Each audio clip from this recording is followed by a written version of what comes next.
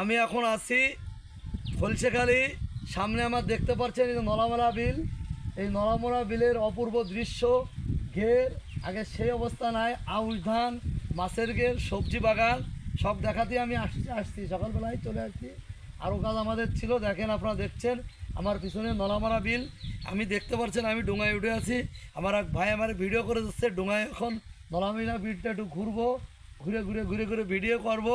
এটা খুলে দাও, তুমি ক্যামেরাটা সামনে করলে। হ্যাঁ, আপনারা দেখতে পাচ্ছেন নলামরা বিল। এই যে ভাই দেখাচ্ছে ক্যামেরায়, দেখেন এই যে ব্যাকে ঘুরে চলে আসো, ঘুরে চলে আসো। হ্যাঁ, নলামরা বিলে আপনারা দেখতে পাচ্ছেন এই যে পেছনেই বিশাল এরিয়া। সেই রুখালি গ্রাম, আটপাড়া, বড়কুলো, নলদিচ্ছ সব দেখা যাচ্ছে বন্ধুরা। এখন আমরা নৌকো নিয়ে আমার এই ভাইয়ের সাথে ঘেরে যাবো। ঘেরে যায় এখানে শাপলা আছে কিনা বা কী দেখি পরিবেশ সব দেখবো। আজকে এখানে সারাদিন ঘোরাঘুরি করব। আপনারা দেখছেন এই যে আমার দিকে দাও, এই যে নৌকোর পরে আমি আছি, নৌকোটা দেখা যাচ্ছে, নৌকোটা দেখাইছো?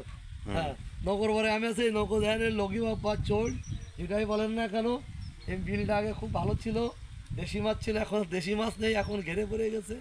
অপূর্ব দৃশ্য দেখতে পাচ্ছেন এই যে এই সে নলামরা বিল। এই আপনি আমরা দেখছেন আমি নৌকোয় ঘুরছি বন্ধুরা।